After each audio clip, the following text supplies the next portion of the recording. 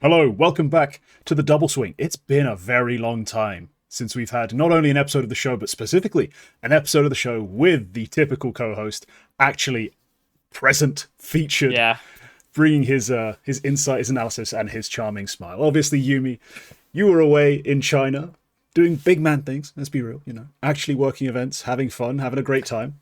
yeah. How was that? I had more days off than I had days on, so yeah, I was working real hard. I was working real hard Clearly. over there. Yeah, China's a beautiful place, so it's a good time. Yeah, no, we're glad to have you back though, because man, it's been hard. I've had to figure out all these events by myself. I've had to actually watch some Asian games. I'm kidding. I'm still going purely off vibes and occasional highlights. But we do have the stage one of the major to break down. We've got the 16 teams beneath us. It's going to be a tier 2 heavy episode. No guest to help us out either. So we are going to make our picks, then probably go through some of these other teams that are going to be left, explain why we didn't like the risk, why, maybe they weren't that great a value for us. But before we do that, we do have to recap the last episode. So the last episode was featuring Quacker as the replacement Yumi and Garmor as our guest, and it was for Blast Rivals. The picks were interesting because they were relatively easy. 6 teams make playoffs out of 8. If you missed out on points, you had to physically be trying to throw it away. In the end, I took home 3 points with my Falcons and FaZe picks. Fake Yumi took Spirit and Wildcard and got 2 points. And our guest, he got first pick, he took Vitality, and he got all 3. So that was very nice for him. His Pain pick missed, but that's trivial at that point. He had the last pick, I think, of the show as well. So what was he going to do? Yeah, Not I was that gonna many say picking choices Pain. Yeah, I think it was Pain, or he had the choice of someone on the same sort of level in terms of underdogs. Right. Yeah, it wasn't like we could really nitpick the pick too much. But that ended up putting us in a very interesting spot because I'm now on 22 points, you are now on 23 points, and so are the viewers. It's all tied up between the two of you at the top. I'm only 1 point behind, recovering what was an absolutely catastrophic start to the season, thanks in no small part to a fantastic Bucharest preview. My God, just looking through my own scores, just like, damn. Good job. With today's episode, there is no guest, so viewers, there'll either be polls put up or you'll get default points. Hopefully, I'll put some polls up so you guys can be wrong and we can Yeah, continue to keep make it fair. the race a little interesting at least. Yeah, because when you guys get 3 points, it is a bit like it's a bit tough for us because we had to work for every We have little to. inch. We need a perfect score, and we don't always get the picks we want. So Yeah, and even when we do, we still cock it up. So let's get into this. We haven't decided who's going first or second pick on this. We're just alternating picks as it's just the two of us. I'll let you take first swing at this because I've heard your pick'ems, and I think you've got some interesting takes for stage one that maybe a lot of people would disagree with. So take it away. Who have you got first? okay. I'm actually going to pick into an underdog first, based on the way that the rankings are currently working out, and based on just how I'm feeling about this team, because we don't get to talk about them often. I'm going with OG as my first pick in the underdog category. This is, I mean, how often do we forget OG even exists? Even though Every other week. Yeah. Even though the tier 2 circuit is like super grindy, and they were a partner team with Blast at the very least before. Now it's just like how many times do we look at like HLTV days and games and just think, oh wait, OG, oh they're still playing, huh? And they've got Nikados and they've got Spook, and they're trying to level up. And to be honest, Nikados has kind of been impressing me on this team. I was kind of ready for him to just hang up the mouse in a lot of ways because he does not cut it as an AWPer typically, but at this type of level, Nikados is actually a fantastic player. And I think, coupled with Crizon on calling, Spook as well, and Buzz, like this team I think is really elevated itself over the past basically month and a half that they've been able to play with Nikados and get I guess more of a system and more familiar with each other as time's gone on. So yeah, they're kind of just like a pretty explosive team in like early mid rounds. You know, not off spawn calling, but they're kind of a team that like going for like these bursty, more aggro plays, which I can really appreciate because I like when Nikodos is actually forced to make up tempo plays. I think it's actually a stronger suit of his in specific. Yeah, it's a great pick. I put out my pick'ems. I had OG as my other 3-0 team, alongside the one team everyone picked, which I'm sure we're going to get a chance to discuss soon. No, I really have been impressed with what Krisen's been doing. On this team, as you're right, playing a very explosive style, but a style that's suited to having a team that's full of young players, especially. When you've got guys who are strong aimers, who don't necessarily have the most experience, the best read, just make them go fast into fights, take lots of heads-up duels, and play the numbers, essentially, in that sense. They do have the players for it. Kristen himself, pretty strong for an IGL especially, like a very strong rifler. I think Spook was one of the more unsung heroes of the Swedish scene coming through. A lot of people didn't really know the name. Swedes were always touting him, and you had to catch him at the right moment to see the right numbers. But if you watched games, you could tell Spook was a very strong rifler with a lot of potential. So he's made Krisen, Lambert, I think especially Lambert, that coach, he's making the most of the pieces he has in terms of very young, very inexperienced. The one sort of touch of grey, that one grey fox, the inexperienced old man, is, 26-year-old Nikodos? 24, bloody hell. That's the old man of the team, 24-year-old Nikodos. It's working. It's working really well. And a few of their recent events ended with losses, and I think a lot of people wrote them off, and I think, they took a plummet in the ranking a bit. I really like them. I thought they were a great pick at 3-0. We'll see how it plays out. It's always a bit of a risk, but with their playstyle, the players they have, I think they could even be suited to just catching people off with that sucker punch in a BO1 and making it happen. Their round one matchup actually is Complexity. That could also just be a layup if Complexity are coming in with a fresh player. A bit of uncertainty. That's a great start for them.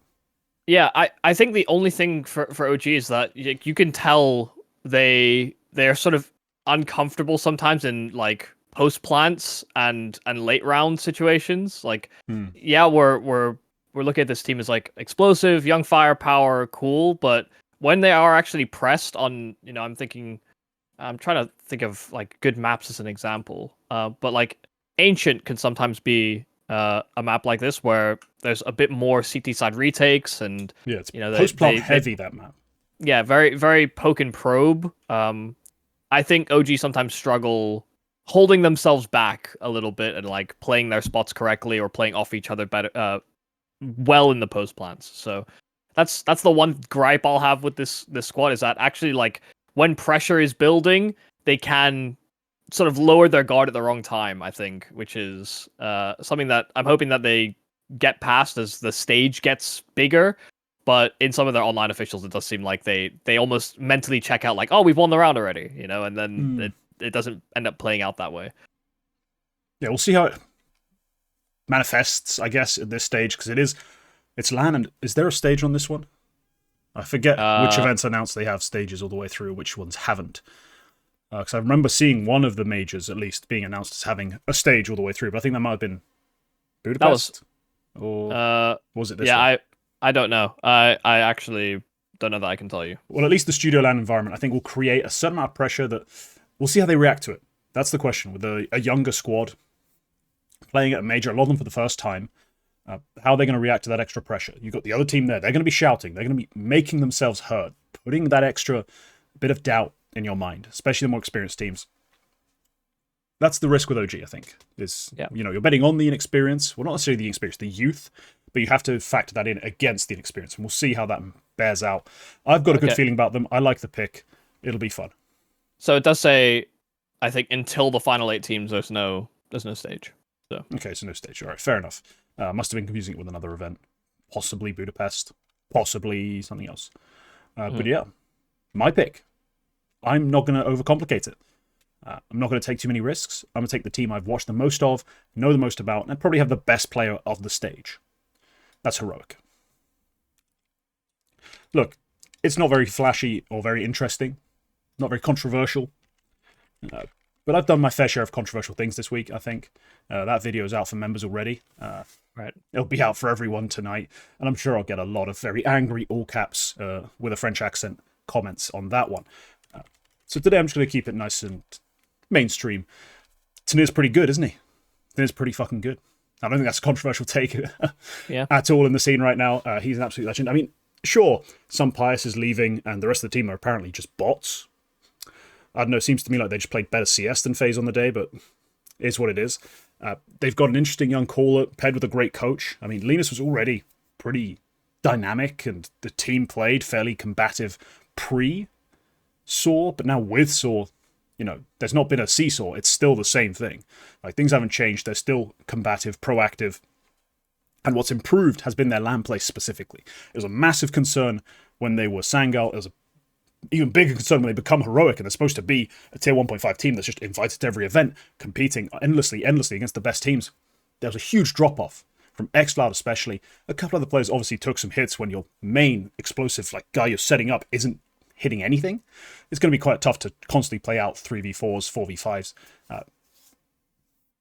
But some pieces stayed the same.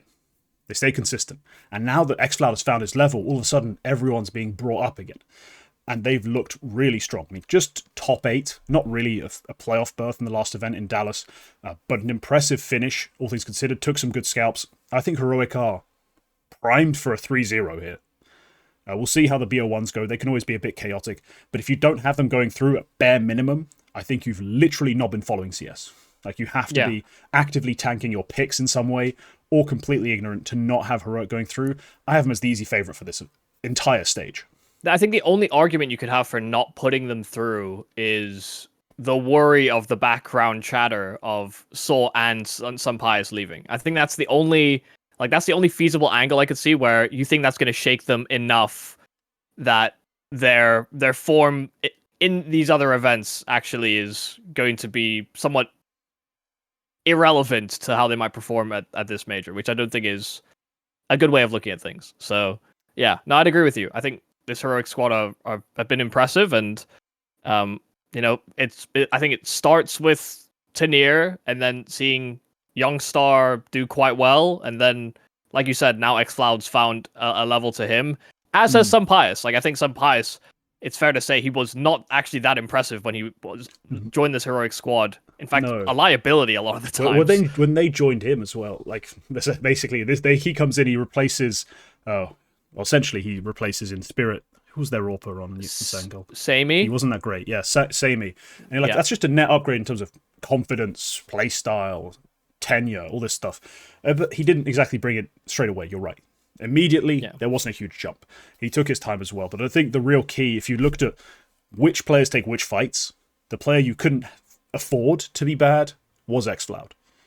Like, as much as Tanir is the star of the team, he's not winning rounds single-handedly. Round is risked, right?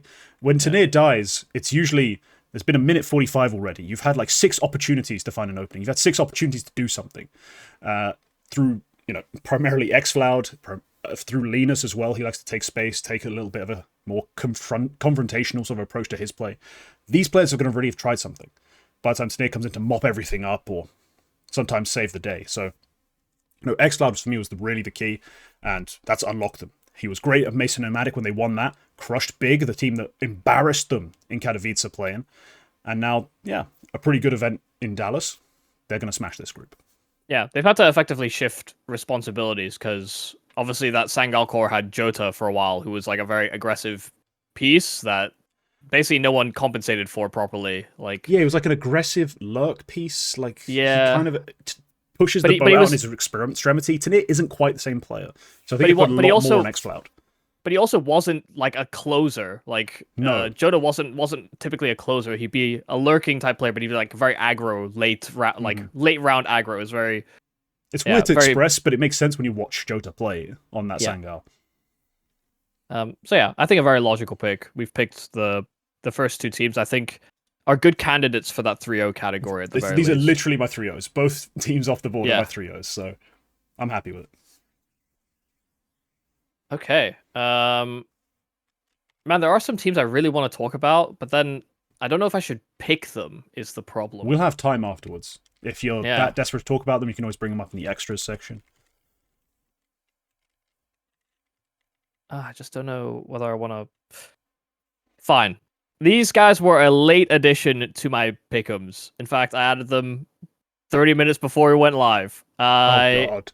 I decided to slot in BetBoom as a team I have going through. So I'm sticking with my underdogs. I'm going with BetBoom. And I don't know. I think I have this worry where they're playing teams around their level right now online, and sometimes even a little bit below them, and they are struggling in those games. They're even losing some of those games to teams that I think they should be beating on a consistent basis. Like they have, I think, most recently back-to-back losses to Ecstatic, who this BetBoom team I think should be miles better than.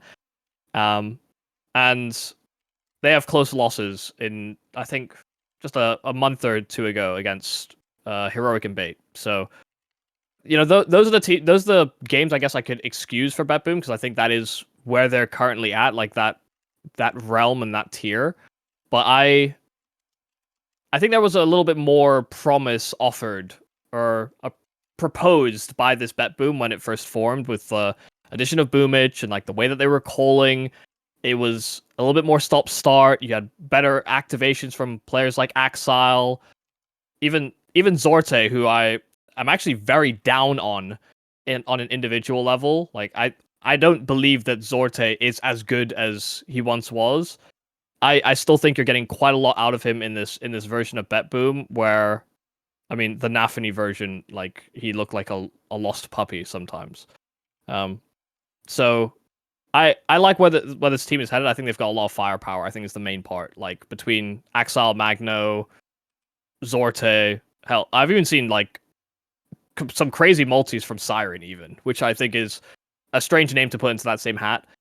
Like this BetBoom team is just a firepower beast within the tier 2. I think is at least the right way to gauge them currently. I think they could be a 1.5, but I think tactically you see it crumble a lot for this team. They are an interesting team to judge. I had them going through, and when you said you hadn't put them going through at all, I was like, yeah, I had Metizport, and then I just thought, nah, man, I actually just don't actually believe in them enough. We'll get to Metizport, don't you worry. Don't you worry, we'll get there eventually. But for me, BetBoom are a team where it's too risky not to pick them. When I see the players they have going in, the experience they have, hell, almost in every spot on this team, there's legit LAN experience. Like, the exceptions are what? Manoyes? I mean, Zorte's been around the block, and then some, despite being young. Like, these guys are not going to be phased by this stage. They are incredibly talented. Not just, like, they're pretty talented. No, they are insanely talented. Between Manoyes, Axile, Zorte, I've got enough, like, primary stars for, like, 3 teams. Like, this is insane how talented these guys are. It's just been a question of unlocking them all. And quite often I see, like, they recently had a pair of losses to Ecstatic, and where I'm watching, like, the only player really consistently finding his groove is Siren, and I'm like, Siren really only works in the flow of the system.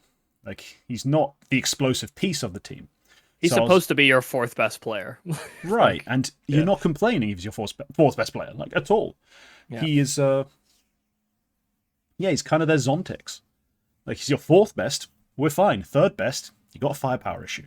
And they've just struggled to get consistent activation out of Axile and Manoyes recently, and that's been more of the issue as to why they're not able to beat the Ecstatics of the world. Like, come on. They're not crazy stacked teams, but you're still struggling. It's because of that. So BetBoom are a team that's highly... volatile? Volatile's the right word. I don't think there's something more explosive, but also disastrous. They're a nuclear reactor being run by people who are half asleep. Like, sometimes it works. Sometimes everyone dies. It's very terrifying trying to anticipate what BetBoom are going to give you. Coming into this LAN, I can give them sort of the edge of, like, the last few events they've kind of fucked up, you know, where they lose to Ecstatic. They lost in the Thunder Pick World Championship to Ruby. Like, oh, disgusting. It could also be the credit. I give a lot of other teams this credit. Just long vision. Just like, all right, CCT Global Finals was kind of a real event. Now we've got the major. We're just prepping the major. We're running pracs. We're playing these officials half-assed. were just about getting to the major fully ready for those games. I think they could be one of those teams who are going to just come out and absolutely smash people. I bet on them to make it through just because of the talent and the pedigree. The recent demos are not pretty. I genuinely believe they're going to show you something. Yeah. Just hope that they're holding back. Just hope that they're holding back somehow. Surely they have to be. They can't be this bad. Yeah, hopefully Boomich can remove the crayon from his brain and actually become, like, that way Homer's not guarding the nuclear reactor the whole time, at least. Yeah, that is the best way to think about it, is, it's Homer has access to all the radioactive stuff. I just can't believe he's Homer Simpson. He's Homer Simpson with the clips in his back now. Like, have you seen all the weight he's lost? Man. Yeah. Crazy. New Boomich. Yeah. It reinvigorated. He's a new man. Hopefully that means he'll make stage 2 of the major. For you. Yes. For me too. I mean, it will be nice. I think they've just got so much talent on the team. It would be sad if they didn't make it, but also, yeah, I agree with you. They're volatile. So if they lost 2-3, totally understandable, you know? It would be. It would be. And the best of 3s are going to be the hard part, I think. Because the BO1s, like, you push it to a Mirage, if you're foolish enough playing against them to leave it on a Mirage, they're going to rip you apart. You ask them to win 2 maps of, like a map of Ancient, a map of Nuke, or something like that. Bro, I mean, they don't permanent Nuke, but they have a weird map pool right now. Let's put it that way, where they've allowed Inferno through and won it, but they also don't play it. But yeah, you ask them to play 2 maps that are slightly tactical and win them in a series. It could get a bit rough, but BetBoom, firepower, it's all there. Maybe that was like a Carrigan decision in the veto, you know? Yeah, no, that was against, specifically, I'm looking through the map, it was against Spirit Cat. Yeah, and they won. They won. So maybe they spotted a weakness or something in that game. That was a while back, though, now. So who knows? But yeah, recent form, not great. I believe it's fake. Right, I need to... So you're about to go into your favorite picks. I need to take something that you're going to want, almost. I need to force you into an ugly decision. Because there's not exactly a pretty bunch of teams in the favorites section. I mean, viewers, you can see this. The favorites start at Lin Vision. Then we've got Legacy, Tyloo, Wildcard, Bait, FlyQuest, Complexity. I can count maybe 3 genuine favorites in that group. Yeah, I was going to say there's maybe 3 I would actually want. And I know you have Bait 3-0 in your pick'ems. I'm too scared to pick them. I've seen them disappoint me on land too many times. They're too young. We're in stage 1. We have a whole roster of possible disappointments. Possible disappointments, but I'm talking about players I've actively seen go to LAN, disappoint me. Yeah, you know? Yeah. And Bait quite often is on that list. Like, they've gone to a lot of LANs and disappointed me quite a lot of times. Yeah, losing to a dead Team Soul last year, that crushed me. I was just so done after that. So they're different now.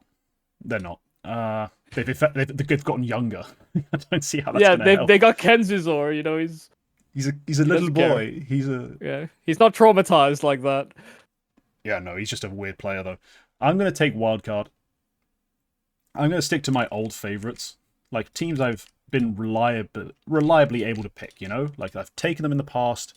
They've gotten upset wins. They've made it further than other people expected. They've got pieces I rate. So I'm just going to list their qualities, talk about why I want them, and then you can do the usual thing where you turn them down and they get me a point anyway. You know, that's sort of how the wildcard discussion goes every time. So they've got one of the better IGLs in the entire major. In this stage, I think they're probably the best one.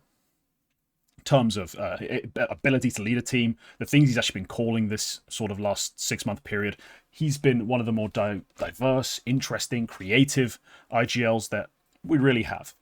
Alongside him, we've got an AWPer who, every time they come to LAN and face a team they're supposed to lose to, pulls shit out of his ass that he has no right pulling. Like, be it Tech-9 clutches, AWP shots that should never land, Galil clutches. Fuzi has been just a wizard when it comes to that sort of stuff. So I do really like him as like a sort of clutch piece, a wild card on a wild card team. Something you love to see.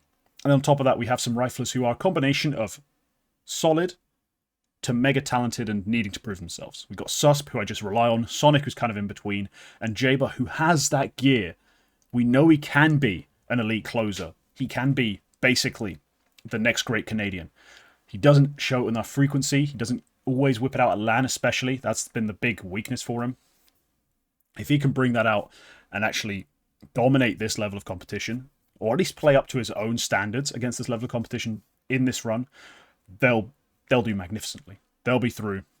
And especially when it gets to the BO3s, I think they've got a great strength there, because they can play a lot more maps than some of these other rosters at a high level. So Wildcard for me are not a no-brainer, because it is kind of still a risk. They've shown spotty form, but the things they do well, I like well enough to put my faith in them. Yeah, I just worry that this team is overrated based on the surprises that they've had. I mean, the surprise that they had in Shanghai. Like, I think there's a lot of residual hype for this team based on that at the end of last year, where, you know, you still see them crop up in these tournaments and they're still like competitive and they still bring teams close.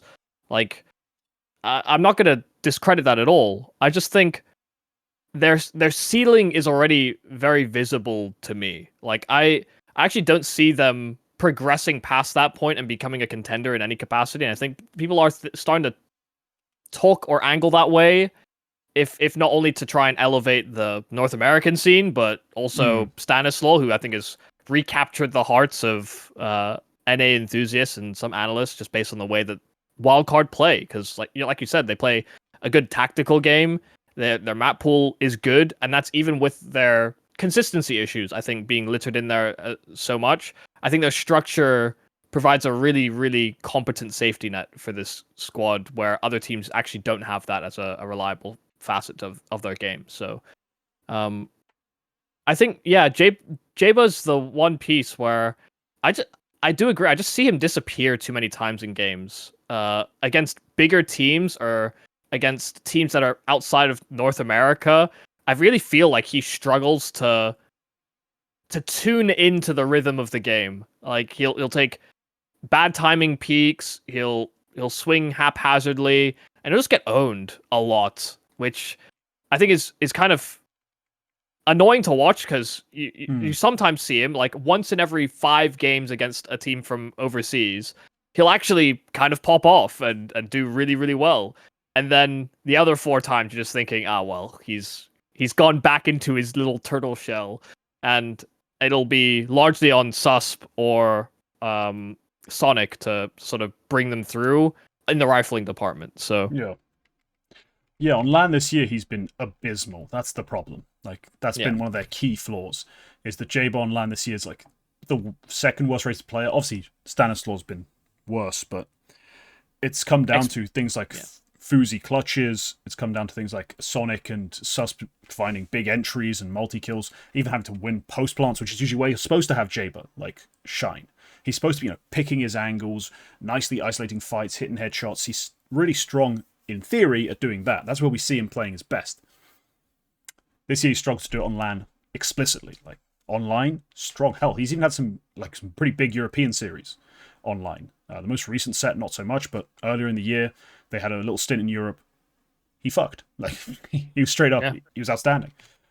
So yeah, if we can get Jaba's mindset right in this event, Wildcard are a 3-0, right? If Jaba's nailing it, like, if he's on point, they're going 3-0 with everything else that's set up for this team. They'll be smashing it. So it is a bit of a risk. If he's not showing up, I still think they get a 3-2. Like, I still think they end up like maybe 1-2, win 2 series, or hell, even 0-2, win 3 series in a row against some of the less proven teams, some of the weaker called teams. I think there's a good chance they can still do that. It's just a question of, Jaba's level. Jaba's level, big X factor for this team. We'll see what comes of it. Yeah. No, I mean, I don't discredit the pick at all. I think I also have them going through. I think I sent you a picture, and I do have them going through. Yeah.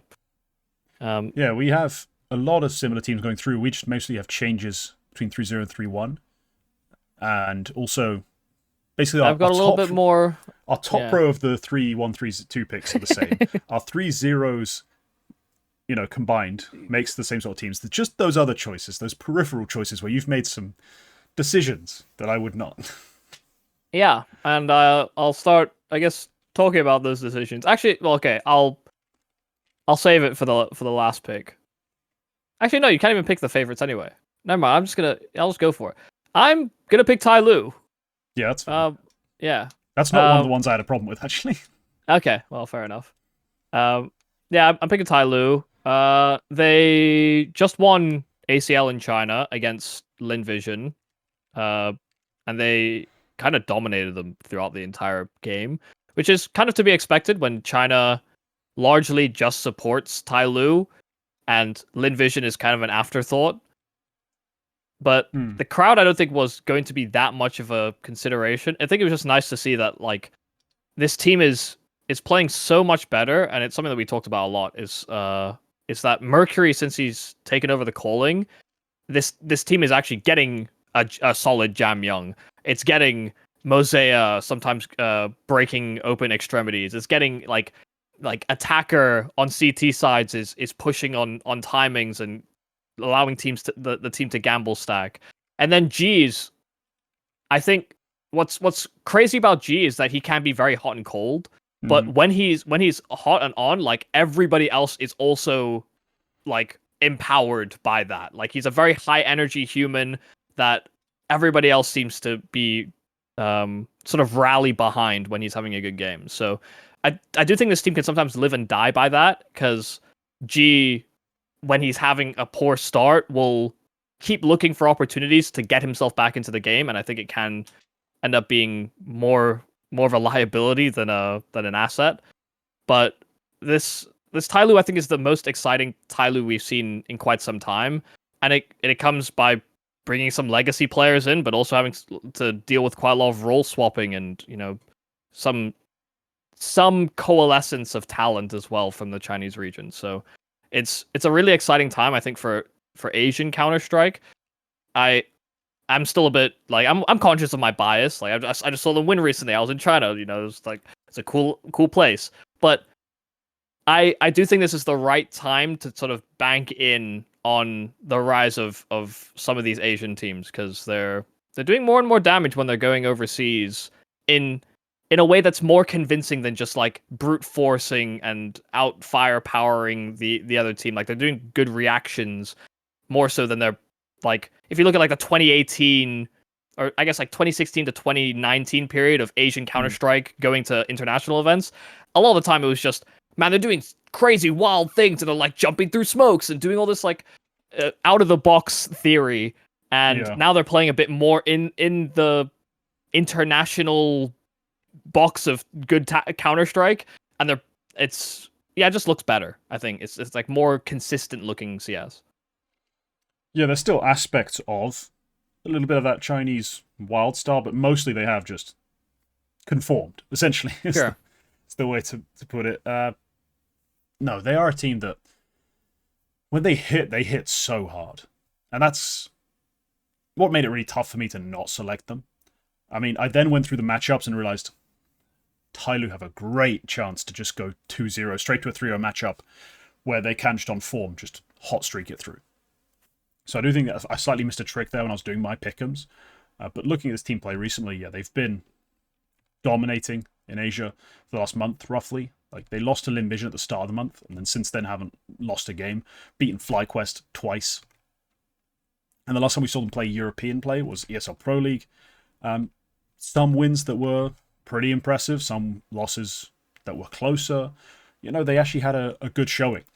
They showed themselves to be roughly on par with sort of the teams who are 15th to 25th in Europe. At worst. I mean, they still beat 3D Max. They beat Eternal Fire back then. Like, they had some pretty shockingly good results. So, I think Tyloo are a worthy pick to go through here.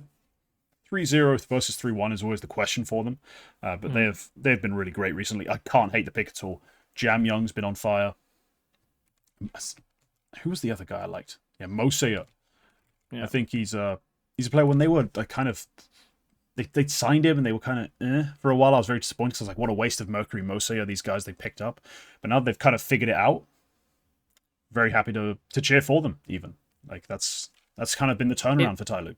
it was super weird because it was like when Mercury was having a good game, Mosea would have a bad game, and vice versa. That it seemed to be a dynamic they had for a while, and then there was like the on and off benching of like, Mosea's out, and then Jam Young's doing maybe Valorant, and then like things have come. So now all the actual like young stars are back, or I guess the Advent proteges.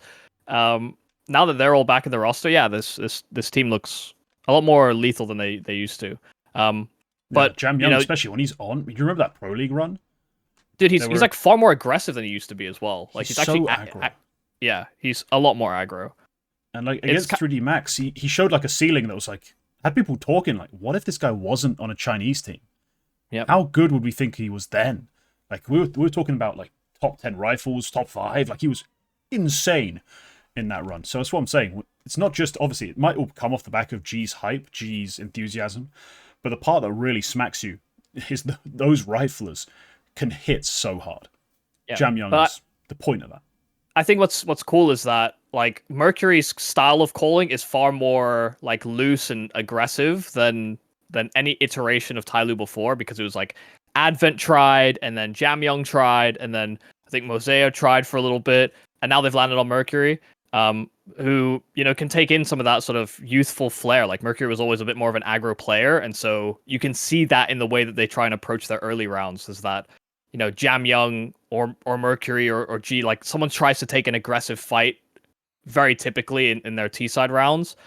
So even on CT as well, where before this core used to just play like super reserved on CT sides and super slow defaults, and always had to fight back for map control instead of fighting for it early ever. And I find it funny that you talked about them beating FlyQuest twice. One of them was like they won the first map Inferno, and then they went 10-2 down on Ancient starting CT side, and then they came back and won in regulation. Like the FlyQuest didn't win a single round in the second half. It was actually a generational fumble from FlyQuest, but also a good display of tenacity from a Tyloo that like typically have been a bit like sometimes they shut down in games where things aren't going their way. Yeah, FlyQuest have been. They've got the ability to do a lot of things. They got the ability to do a lot of things, but also have the ability to really screw the pooch. Just there's no other way to put it. They're all over the shop.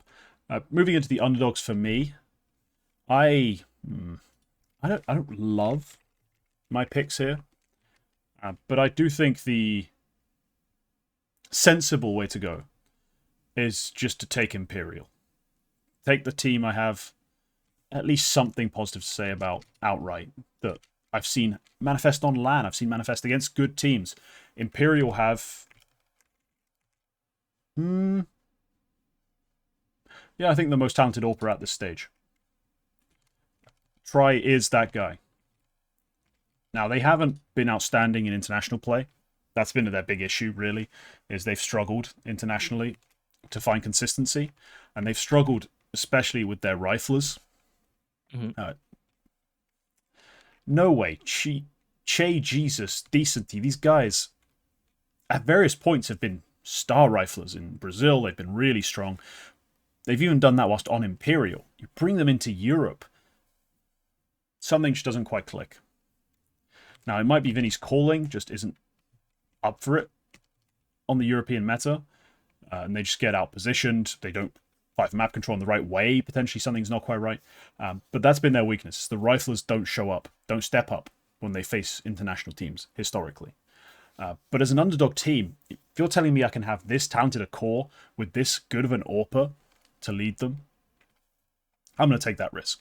As much as there are teams in the underdog section who have, I think, a little more proven LAN experience, I think, it's hard to say that Nemiga don't have at least something on their resume that's impressive on LAN.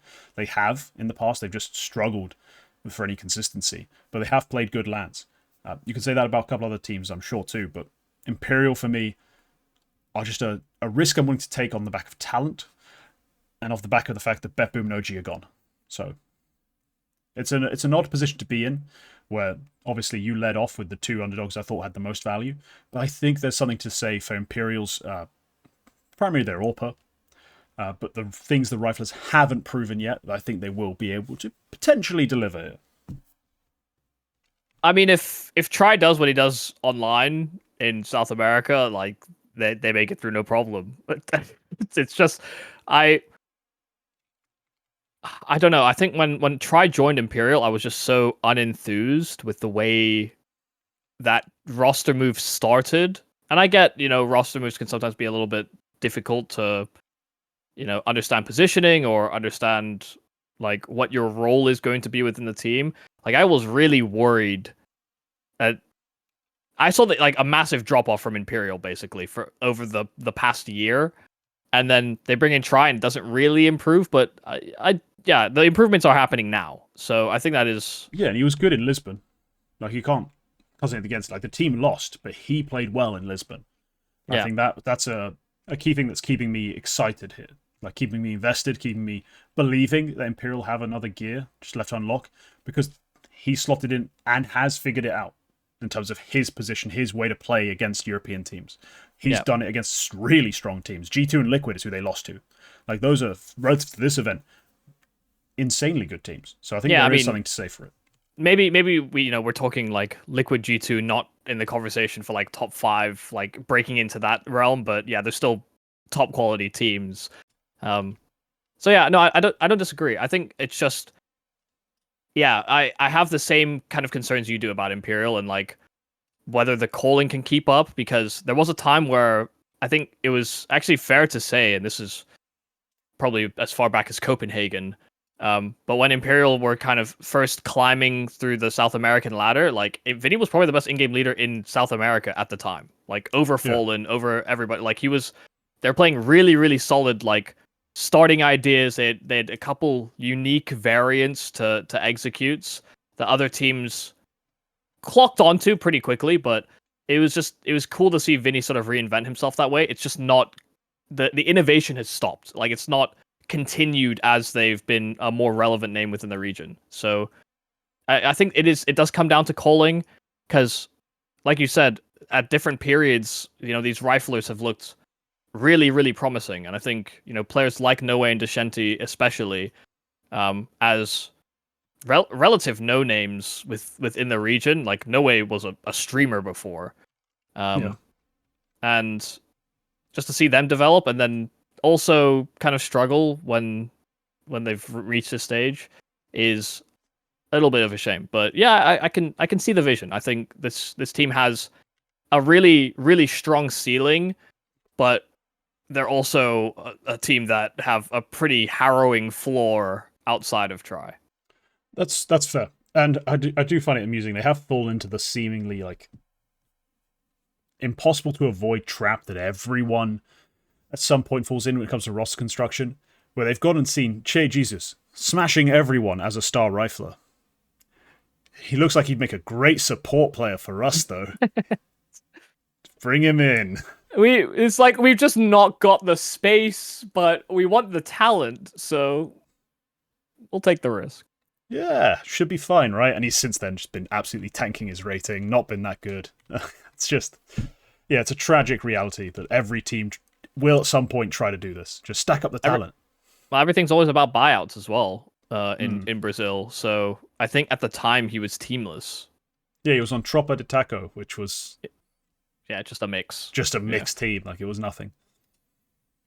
So yeah, they're an interesting roster, but I think there's a few, like these South American teams that are in this stage of the tournament. I guess I say South American, Brazilian teams, because they're all Brazilian, are all very interesting because, I think, one of them is going 0-3. I have a very solid candidate as to who I think that is, but I think they actually could all go 0-3 just based on the way that like the Brazilian scene seems to translate to international Counter-Strike. Yeah. It's a little strange because there's almost like a rivalry between South America and Asia, because when they meet in these tournaments, very frequently they're meeting at like elimination games or sometimes even qualification games to make it into the major, and it's been a bit back and forth. Like sometimes, it really has sometimes it's Brazil, and then sometimes it's Asia that wins. So, and with the Brazilian teams, the weird part is I think the team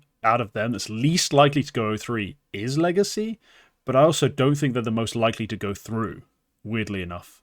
You know? Sure. Yeah. Like, I think Imperial and Flux are the most likely to go 0-3 out of the Brazilian teams.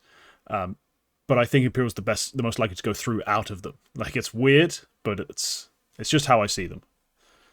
Yeah, no, I understand that. It's kind of like a form check. Like, if they go into the tournament and they're doing pretty well, then yeah, you know, sky's the limit, but who's to say? Yeah, we'll find out. Right. You've got one more favorite pick to make. Yeah, and I'm just going to go for the one that I have in 3-0 that is still hanging around. I'm going with Bait. I believe that they can get past the problems, and they're in a studio environment. I don't think they're going to have issues with dealing with LAN and the setups to that. NPL he's still the best on this team somehow. Like, the consistency that he's been able to put up as an in-game leader and rifler is actually getting to kind of absurd levels where, you know, sure, we've seen Blitz do it for the Mongols, we've seen Big Uzera do it for the Brazilians, but it's very rare we get a high fragging in-game leader that's competing in the European divisions, and Nipple's that guy. So I have strong faith in him. I think Hetrick's been solid. I do think he's still a little rough around the edges in more ways than I'd like. But the other riflers, like, I don't think anybody's really incompetent on this team. I think it's the biggest thing for me. I look at Bait and I don't think anyone is like a glaring weakness or a consistent liability for them. But I think they're all very good at compensating and adapting. Like, I've seen them on a couple maps. If somebody is really getting destroyed, like, they just move them around and they try and plug that gap in a way that does feel a little obtrusive, like, or I guess invasive. Like, just saying, like, you can't hold your spot, we're just going to replace you. But it does sort the problem out very short term, and then they swap that player back later on. It's kind of like, explore another part of the map, get a feel for the game a little bit, and then come back to your spot again, like we practiced. So they're interesting to watch it in that way, and they're also just another one of these explosive tier 2 teams. So yeah, Bait have played one LAN this year with this core. It's Mesa Nomadic. They end up getting limited by Big, basically. But they racked up no impressive wins, unfortunately. They beat the Huns, GG How, and Chinggis. Like, I was really hoping, when I was thinking back on this year, like what Bait have done on LAN, I'd have something better. So realistically, what I have to refer back to for my form check, my understanding of who these players are on LAN, is last year. And sure, it's a different roster, but it's Captain Kirker for KenT's. Captain Kirker was actually one of the more experienced players. Yep. So I don't see how it can be necessarily better. Outside of MPL just getting better, because he has, well, his rating in Mesa was insane. But apart from that, I don't have much to rely on. But last year on LAN, they were awful, like truly awful, as individuals. And that was a big problem for me. Like, trying to believe in them as a team on the rise, a team that should be trying to punch up. I was really struggling. And I like KenT's. I like certain things he does, but I don't see him being a one-shot, just plug-and-place replacement, just upgrade from Captain Kirker as far as clutch, maybe extra calling when things are rough. He really doesn't feel like that guy. He's a nuisance, but he's not that guy. So that's why I'm not a big believer in Bait at this event. I feel like we're about to see another generational collapse in much the same way we did in Shanghai, where they just got crushed by everyone, including an Astralis, who were about as beatable as they ever have been at that point. I will say, I think if they do fumble massively at this event, like, this roster doesn't live past the major. It can't at that point. That's fair. I feel like they have to either make some big chops to try and bring in someone else to change the way they call, change their approach, something overall. I think their players might get bought, I think, is the problem. Yeah, that's all the other part I was about to say. They're going to get scrapped for parts. They're going to get picked apart, put into other rosters, because they have talent. That's never been the problem. It's not really a talent issue. It's just about putting it all together and then performing on the big stage. And they haven't been that great at that. So I am concerned for Bait. As much as I do love the individuals, there's two prospects on this team, MPL and KenT. Like, I do believe in them as individuals. Just yet to see it for the team work on LAN. So for me, they're a big asterisk team, a big team that I couldn't take a risk on, but I feel like will have something to say in this event. You know, they're going to win some games. They're going to screw the seeding up somewhere. They're going to be a nuisance in much the same way that the latest player they've added is. Like, they're just going to be kind of annoying. Yeah. All right, my final pick. I've got an underdog, and I'm going to pick this team just because someone asked me why I put them in my pick'em. So I can explain to you why I put them in my pick'em. Just to spite you. No, because I can't be asked to make a full video. So here, watch this. As I respond to your comment, watch the preview. I'm taking Metizport. So there's reasons to not be a big fan of Metizport. As an org, they frustrated me on several occasions this sort of past 12 to 18 months. Made chops and changes that made zero sense. Just to return to the level they were already at before they made the changes. I remember interviewing them. It's on the channel for members, asking their goals, things like that. It's like, oh, it's about making the major and being top 30. And I was like, oh, is that realistic this year? And they're like, yes, we'll be doing it in 6 months. 6 months later, the team's changed roster. And their peak with this current roster is 32 on the VRS and 36 on HLTV. Like, they really haven't GM'd themselves optimally, I think, in terms of as much as they thought they were. And some of the changes, I think, have been awful. However, this is Hampus. Now, a small part of why I picked this team is because he constantly fucks with my view of the world and how good I think a team is.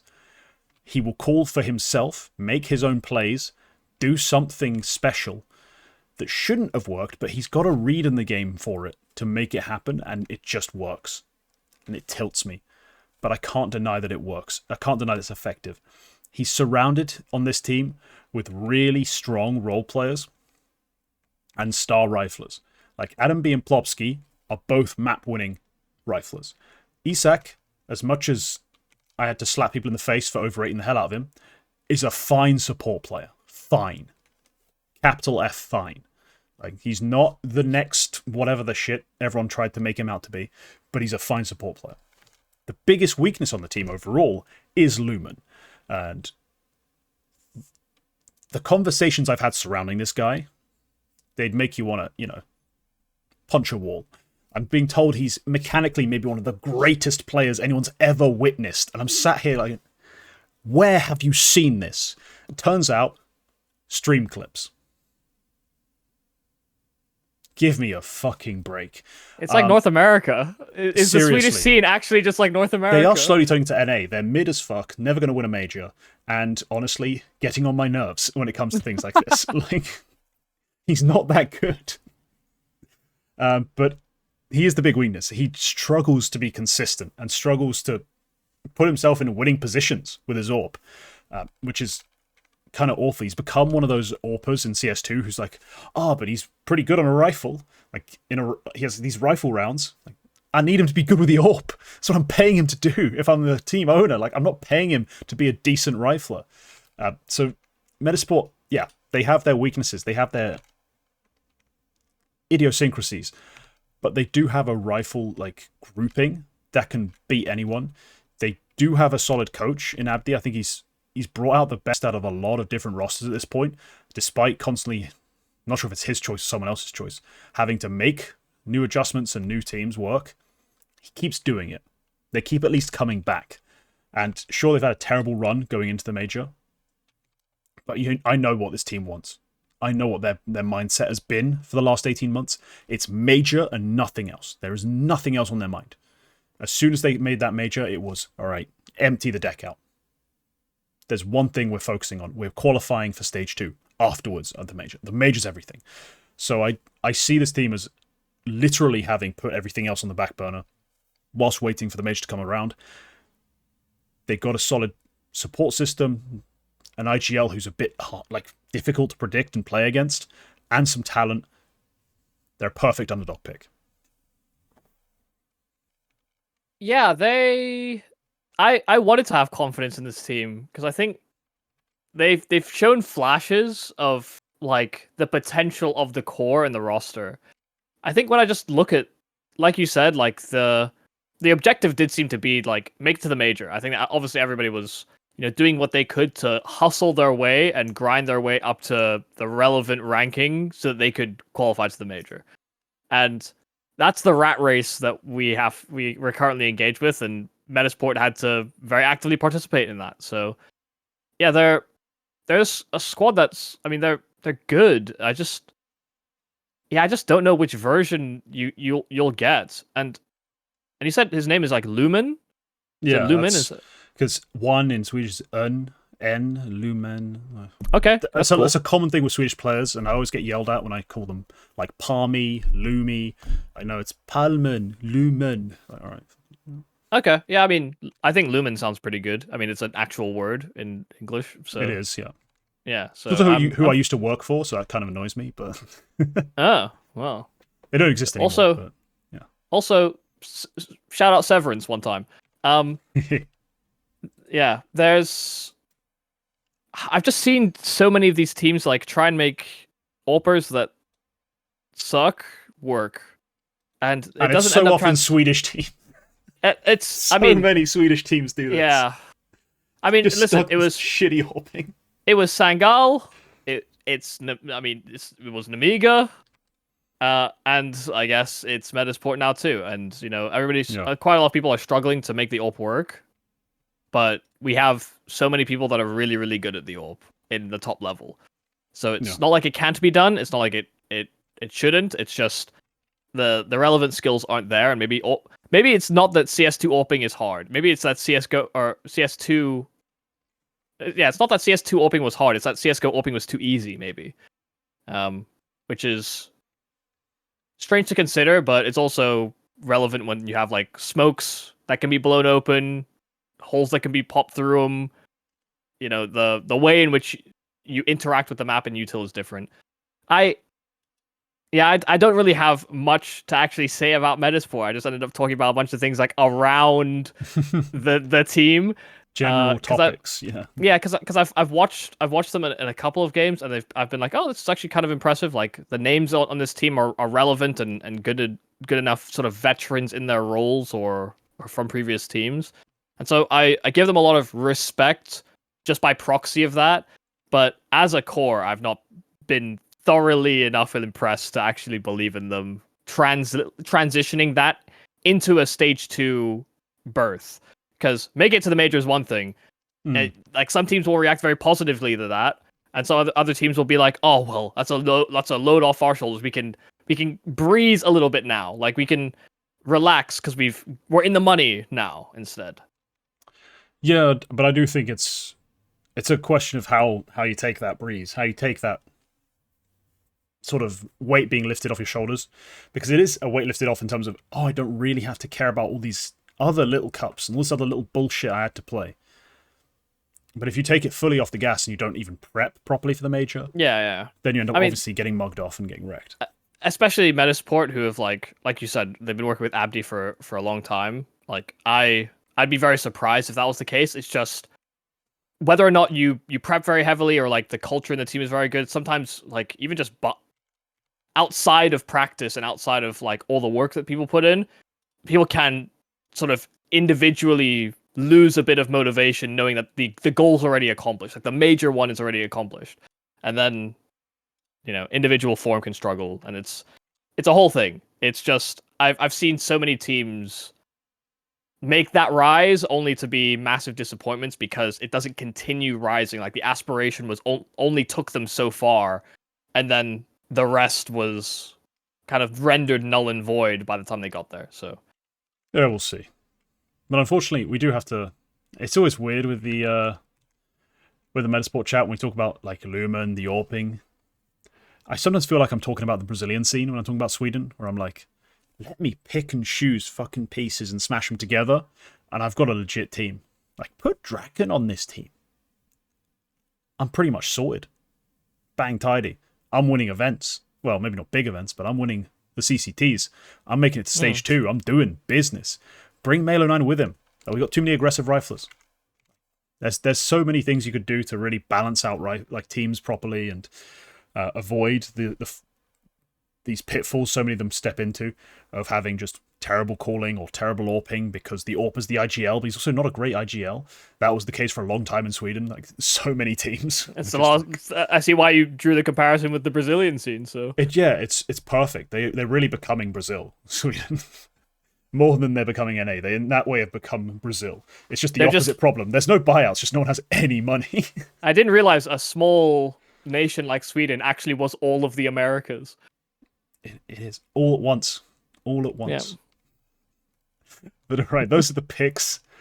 We now have obviously some space to talk about everyone else. Literally everyone else that we haven't picked. I don't know who you like the look of or who you didn't feel comfortable picking, maybe. Like, I know we've left Complexity, the number one seed, untouched, just because we're not sure about the whole Zerg situation. But is there anyone else who you think has that sort of similar caveat where, like, in theory they could have been good, I just didn't want to touch them because of X? I just didn't have them high enough up in my priority list. Like, I actually wanted to pick FlyQuest, but we're only doing twos and twos, right? And I think Tyloo looked better, and I think B8 looked better. Okay. I think the problem with FlyQuest is that, like we were talking about earlier, they have a lot of capability. Like they're very talent rich squad. Between Regali, Vexite, Netic, they actually have like that 3-piece combo that I need on a roster. Like Vexite is actually stepping into that role a bit more in terms of like being someone that can deliver in these big games. And Netic has become more and more comfortable as time's gone on as well. It's just, I've also seen Regali. It's so weird because Regali will literally farm up until the important games. He will actually destroy teams, like pick them apart, and then when he gets like more pressure, he doesn't give up, but he recedes. Like he doesn't play as aggressively. He doesn't play to like have as much impact anymore. And I don't know if that's like a part of the game planning or if that's an individual thing that he has to overcome. But he's really, really good. And then sometimes he just isn't. Like he's like a completely different player when you get to those sort of big stages sometimes. Yeah, maybe it's one of those things where it's like all of a sudden the pregame talk is no silly mistakes. You know, not give anything away for free. And all of a sudden Regali, you know, the guy who usually does sort of push the issue. A little bold. Like, yeah, it can be bold. Doesn't want to do that anymore. And, you know, it just screws up his rhythm, his flow. It could be something as simple as that. But for me, the reason I don't pick FlyQuest, I think I have just more consistent picks. I mean, I have the number one pick in terms of heroic. I think that's undisputed. And I think Wildcard, when they go to events, play a more consistent style. Don't necessarily have better pieces, but in terms of best v best, yeah, FlyQuest have Regali. But Wildcard just have decent players. I don't scream and tear my hair out every time I have had to watch them. Like that's the problem I've had with FlyQuest in the past, especially on the rifling front. They've just had glaring weaknesses. So, yeah, interesting FlyQuest team right now. And I really liked how they played, not necessarily at Blast Rivals. I think Blast Rivals was a pretty weak event. But in Melbourne, and then also at the ACL, I saw some of their results. I was like, you know what? Fair enough. Like, especially the Tyloo 2-1 game. I didn't think that was a particularly... They should have won that weak game. Showing. Like, yeah, they should have won it. But if you look at the maps, it's 13-11, 13-11. The maps they lose. They win one in between. So I thought that was a pretty strong game.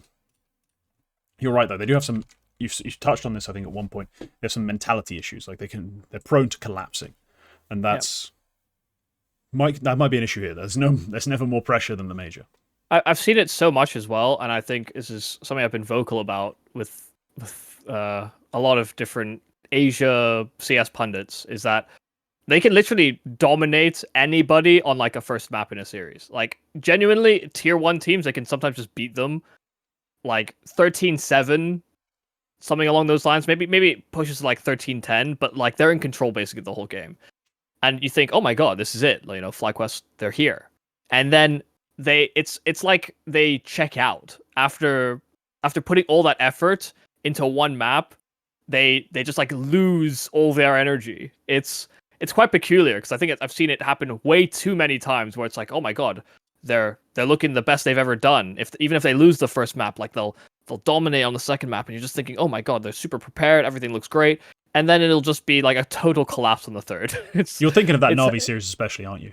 I mean, not just Na'Vi. I think the problem is, hugely like that was damning almost. Like the way Vexite, I think, just all of a sudden isn't playing. Basically, map 3. Like the only player who truly keeps delivering is Regali. Everyone else, pretty much just like yeah, nah, mate, nah. Like, just loses. It just gives up. It's like they couldn't be in this game. It looks like mentally they collapse. But that's my problem, is that it's happened too many times, and it's not mattered, basically, as the roster has changed directions with, like, different pieces or whatever, it's actually just not fixed itself somehow. It's just like a weird aura around FlyQuest where they win a map, and they just, like, they can't remain locked in. Like, they get too drawn into, like, the euphoria of, like, oh, we have a victory under our belt, now the game becomes easier, or, like, Now we have the upper hand. No, you don't ever have the upper hand until the game's finished, actually. I need them to remain focused at all times. And it doesn't seem like they can throughout the duration of a best of 3 sometimes. It is largely mental, because the talent is actually, they're very rich in this team, I think. Yeah, it's starting to really poke through. You think about players like Netic. He's looked better in this team than he did on Talon, especially versus real teams. Regali's a massive upgrade to Alistair. That was never in question for me personally. I know some people did have other views. There's potentially some fears. Shout out T-Time one time. Just didn't believe in talent. But I don't know. In's now no longer having to be your best rifler is kind of crazy. Like, he was their best player for a long time, their best rifler for a long time. Sure, when Regali joined, he did briefly look like he was no longer the best rifler, which I thought was absurd. Like, he took a massive slump. But they've since sort of course-corrected. And you're right, Vexite, a little better. Not quite what was promised, what was prophesized. Pretty good. Yeah, he's leveled up a lot. And Inns, I think, is coming back into, like, understand how he can have impact more, where he's not necessarily having to be in, like, peak form, but he's finding better timings to take fights instead of just, like, out mechanic, like, using his mechanical skill to bail himself out as much as he maybe once did. So yeah, I wanted FlyQuest. Chinggis Warriors, we're not talking about them because they're not making it through. Deservedly, I think most people have them in 0-3. Like, yep. Impressively, they made it to the major, and shockingly, and unsurprisingly, they were very, very mid when they went to China, and they were very, very poor when they went to Mesa, and they just look like they are happy. This is a team that does look like they were happy that they made it to the major, and that everything else is kind of like, well, we actually don't know how to scale up, and so we're not even going to really put that much pressure on scaling up. We're already in the money. Yeah, a bit of a weird one, but just I went into this enough on our new show over on Skin Club. Click the link, probably in the comments, because I'll forget to put it on a card. But yes, click the link. Go watch it. Not on this channel. Yeah, make it outperform its SEO. Anyway, yeah, Chinggis, they're not going to be very impressive. Unfortunately, they're not even high on my list of Mongolian teams, let alone Asian teams, that I think have a chance at this sort of event. So, yeah, kind of sucks. All I'm saying is that if the Mongols are going to make a roster move, and, you know, probably it would be Techno to go if they had to make a roster move, but they always surprise me with who they cut. If Mongols do end up making a roster move, they're not pulling from Chinggis Warriors. They're probably pulling from the Huns. No, they're probably, I mean, you might... Is it maybe a Cobra Kid? He's sharp. Yeah, Cobra's pretty good. Yami's on that team. I mean, if Yami's still allowed to play, Yami. Yeah. We'll see about that. He's under investigation. Yeah, the Mongolian scene is having a bit of a... Yeah, now's not the time to start making moves. Like, just wait, let it all figure itself out. Then whoever's left, take them. Yeah, if you want to still. So there's people throwing in Asia, in Mongolia, and there's people cheating in North America, and then there's people also match fixing in Valorant. So, you know, there's a lot of movement happening at the moment. Yeah.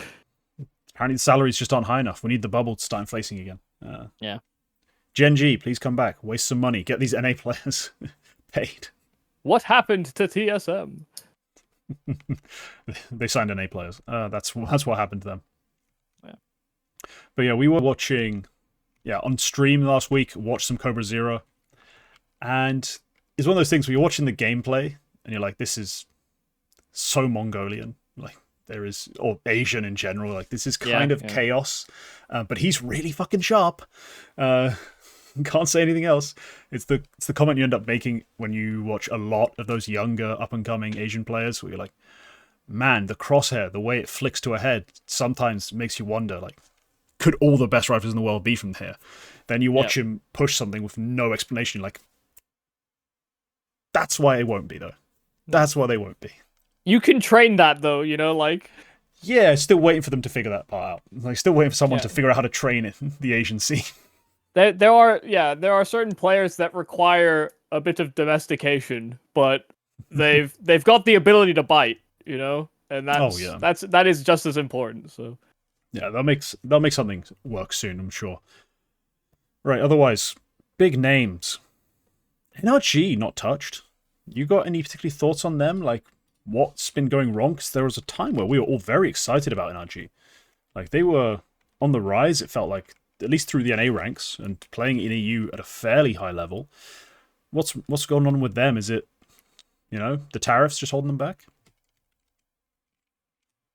I actually just don't know if I've watched in depth enough on NRG to have a relevant opinion. Because I've seen them at a couple of these international events, and it's like, sometimes pretty good, and sometimes also just terrible. Dog shit, so yeah.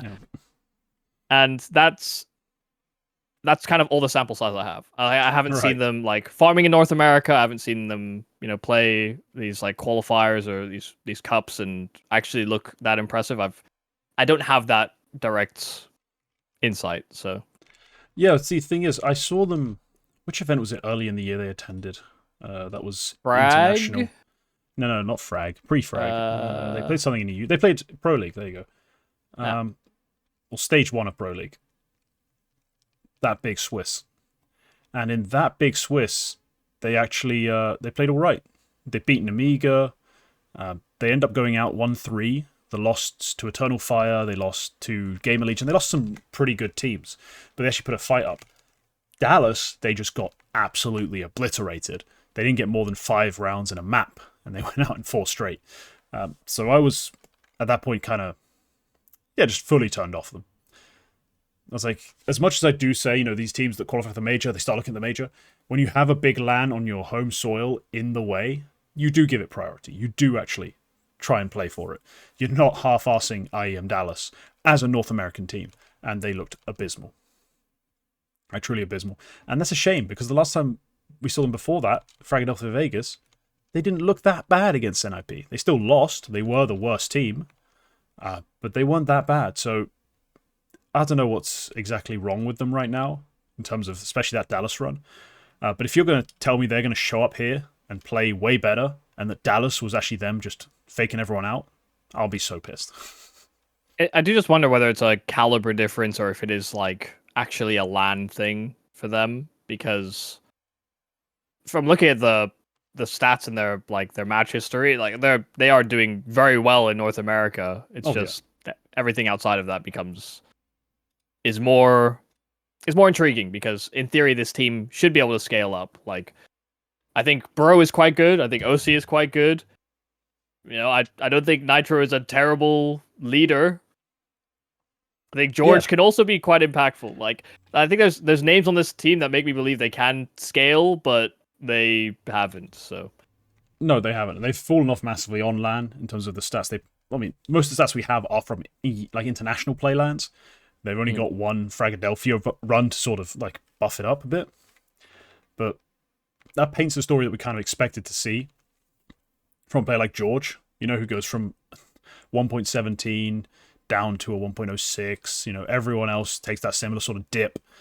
I think it is a bit of a caliber issue as well, in terms of their ability to go and compete in EU or against EU level play, even if it's not necessarily European teams. No, they are weak. Hopefully they actually show something stronger here than we're all expecting. I don't think I've put them 0-3, but I certainly could never consider like seeing them go 3-2, 3-1. I hope they prove me wrong and they show at least the possibility of that in this run. But I'm worried this is just like the continued heat death of NA. Yeah. I'm just trying to think, like, are we actually putting... So Chinggis, I think, is very comfortably our, like, lowest. If we had to create our own seeding, like, highest seed, Heroic, lowest seed, Chinggis. But then who's, like... Who is, I guess, the next worst team at this event? Vibes. I'm talking to Vibes. Pull it from Vibes. The threads of the Norns here. It's Fluxo. So much of that is Vibe though. Like, yeah, I feel like Namiga is not a terrible shout either. Namiga have too much upside in terms of results. They do, and it annoys me, but it's true. And also, Jouet is great, and he should get picked up by another team if they don't do well here. It's funny how he's now just good. Like, he was then he's been powering up for a bit. And now he's just good, and I'm very confused. Yeah, I mean, he's been leveling up. I think it's cool. Yeah, very strange team, because they used to play super risky. Xanta was there, and then now Xanta's slowly just sloped off entirely. Khan's still mid as hell, but they're winning off the back of Sve. Yeah. It's weird. Khan's a great rifler. I stand by that. He is a fantastic rifler, but he's not. He shouldn't be AWPing. I don't know why we can't just get AWPers that are good at AWPing on teams. I don't think that's legal, right? Like, you're just not allowed to have good AWPers if you're at this level. Yeah. Not unless you're in the top 5, I guess. Nope. Well, actually, no. I was talking about this. Dallas was kind of like a magical just manifestation of AWP play. Like, all of a sudden, every AWPer was good again. And I was like, oh, they figured it out. You put the scope on the enemy, then you click. You don't put it vaguely near them. Click, then flick your mouse like you did in Go. It's crazy. They figured it out.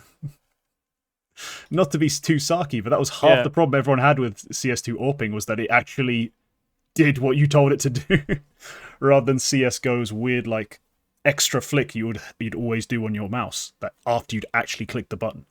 Like, there was that timing difference that no one was used to for a while.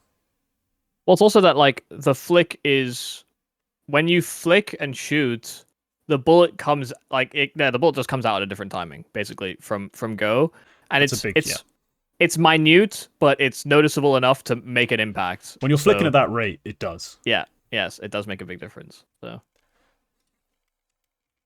all right. So yeah, that's kind of our teams. I think we're going to leave it there with the NRG tariffs.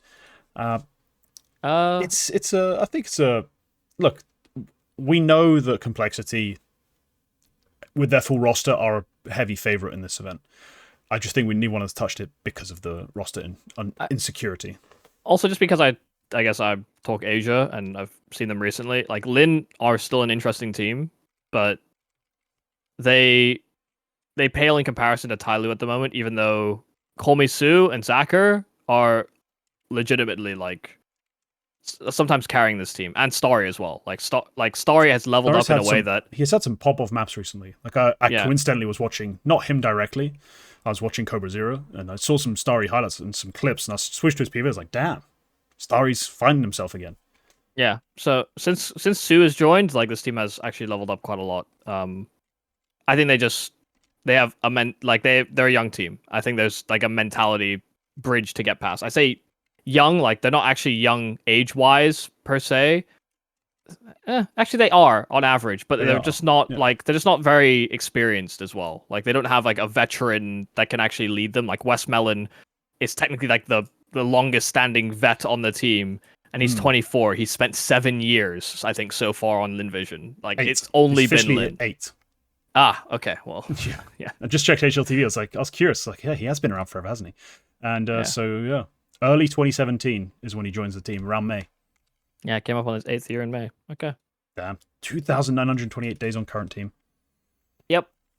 So his whole career has been on Lin, like grinding. So he went from like lurking. He was like a star player at the start, and he was kind of like lurking, and then he started in game leading, and now he's still in game leading. So yeah, if you if you go on his rankings graph on his teams page, you can literally just watch the Lin Vision slowly grow and climb up the ranking. That's pretty cool. Yeah, he's been there since the start, basically on Lin Vision when they were in the 200s, and now they're in the the top 50. It's pretty impressive. Yep. Shout out Watermelon, Westmelon one time. All right, that's it for this one. Yeah, leave a like if you enjoyed. Leave a comment telling us your thoughts on our picks. Hopefully that's a satisfactory explanation as to why I'm picking Metizport. There is also the other part to remember that I am a European homer and refuse to believe any other region plays good CS. So any excuse to pick a European team, I will take. Especially if I'm not putting that much thought into it and not checking matchups, which I wasn't on stream that day. But yeah, Yumi, we'll see how this goes. We'll see for stage 2. Maybe we'll have a guest. I don't know. It's a pretty busy time of the year for everyone. Thank you for even having me back. Actually, Yeah, that's true. You did miss a lot of work, but it's fine. It's fine.